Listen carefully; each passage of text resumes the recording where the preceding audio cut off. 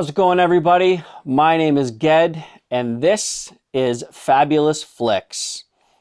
Tonight, I was looking outside, and I realized just how cold and dark and snowy.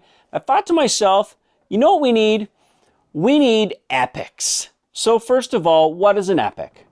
An epic has three main characteristics. Number one, and probably the most important, it has historical significance. And that's what makes it different than a normal large-scale movie like an Avengers or a DC movie. Number two, it has mass battle scenes. And I mean for the most part like the real, authentic, pre-CGI mass battle scenes. Although, of course, there's exceptions to that. And number three, they are typically ungodly long. These movies, my lovely wife will make it about 18 minutes through a 3.5-hour movie, and it's arguably some of the best napping that you can find around, apparently. So, without further ado, because I couldn't figure out my top 3 or top 5, I have 6 that I love, so I want to share them with you, and I will get through them as quick as I can, because obviously you want to keep these things to a good length. Got my book with me, I got my movies. Let's go to work, babies. So, first things first, we're going to go 300.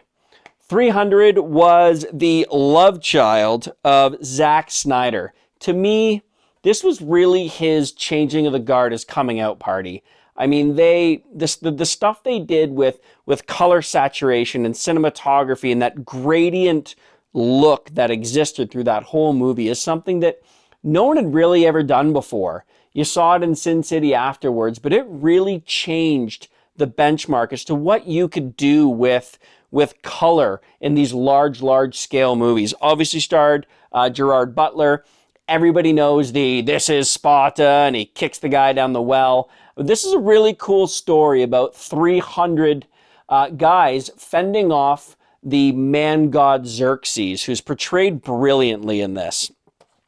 The second one, second part of my Blu-ray double pack is Troy, actually. So Troy stars a very young Brad Pitt, who is Achilles. And in the Greek mythology, there's a great story about the Greeks storming the city of Troy. Now, the Prince of Troy, Hector, is played by Eric Bana, who is still probably trying to make up for his terrible performance as the Incredible Hulk. It also has a very, very young Orlando Bloom in it. There's an unbelievably cool scene where they land on the beach of Troy, and Achilles, so Brad Pitt, him and his band of men, the Myrmidons they're called, there's 50 of them, literally take the entire beach by themselves.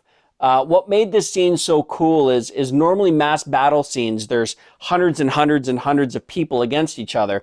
This was 50 guys against everybody. One of the coolest epic scenes, in my opinion, in Hollywood history. So that's the second one. Troy, very, very, very, very cool. Next is going to be King Arthur. Now this one's weird because I have 2 King Arthurs in here. The first one was the one starring Clive Owen. It is a Jerry Bruckheimer production, so you know it's going to be amazing. It's got Keira Knightley in it. And this is really about the invasion of the Saxons. So it's a slight spin on the traditional King Arthur story, but I really, really, really enjoyed it and how he really kind of became one with the place he was living in and the savages, and it was really, really, really cool. The other King Arthur just came out a couple years ago, and this was done by Guy Ritchie, and it's a polar opposite experience as the first one. Guy Ritchie, you probably might know from Snatch, Lock, Stock, and Two Smoking Barrels, the recent one, The Gentleman, and he puts that really wicked British comedy on display in what's normally a very, very old tale. He also does a really good job of really bringing out the dark magic of Merlin and the mages. The cast is second to none. Charlie Hunnam is an absolute stud. Just finished watching him in Sons of Anarchy. Jude Law plays the villain, and it is disturbing how good he is in this. They absolutely knock it out of the park. 100% recommend because it's fun, it's epic, there's great battle. There's actually a really cool cameo from David Beckham in there when everyone's going to pull or trying to pull the sword from the stone. Super funny. Great cameo. Next, we kind of have a double bill. I call it the Ridley Scott double bill. First things first, one you might not know as well is Kingdom of Heaven. I absolutely love all 3 hours and 45 minutes of this director's cut. The thing that really sticks out about this movie to me was the way it was shot. So it's very cool. The temperature is very cool. There's a lot of grayscale. There isn't heavy saturation of coloring. And to me, that cinematography did such a good job of really depicting the overall mood and the temperature of the movie. The movie's basically the battle for Jerusalem. It's the Christians versus the Muslims. And what I love about the movie is that it tells the story that there's no such thing as a good guy or bad guy. It's people who are so strong in their beliefs that they're willing to sacrifice everything, including themselves, in order to see victory. And that cool temperature of cinematography, I think, really goes well with that. It is long and absolutely fantastic. My second last one probably doesn't even need an introduction. It is Gladiator. It is also Ridley Scott. Russell Crowe, Joaquin Phoenix, Roman general, banished to slave, becomes gladiator, goes back to the Colosseum to avenge his murdered family, the soldier's death, the walk into the Colosseum, the first fight when they get back to the Colosseum, his line of "Are you not entertained?" I mean, this movie has so many good moments. It's virtually its own highlight reel. And I loved it because it was back in the day when there wasn't really a lot of CGI. So a lot of these battle scenes were with real people. Speaking of that, my absolute favorite. The others weren't really in order, but this one I saved for last on purpose. Mel Gibson's Braveheart. It is a Mel Gibson movie.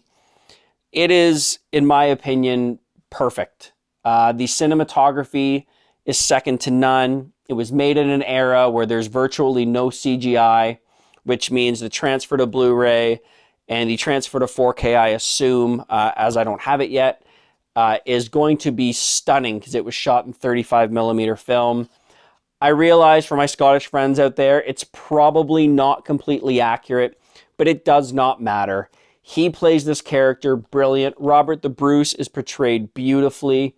Edward the Longshanks, the quotes in there about prima nocta, which Tony Stark uses in one of the Avenger movies. You know, the problem with Scotland is that it's full of Scots. I mean, there's so many good quotes. The soundtrack in this is so good that admittingly, I will literally hear that bagpipe playing randomly in my head. I realize that makes me sound a bit strange, but that soundtrack to me was so impactful that it's something that literally comes to mind on literally a weekly basis.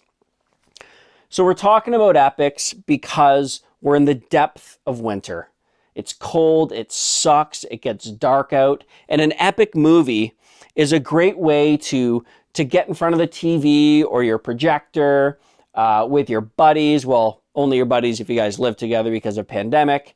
Or maybe just to sit down by yourself and relive some of these movies that, when they launched, literally changed the way that we viewed Hollywood at that time. Really appreciate you guys tuning in.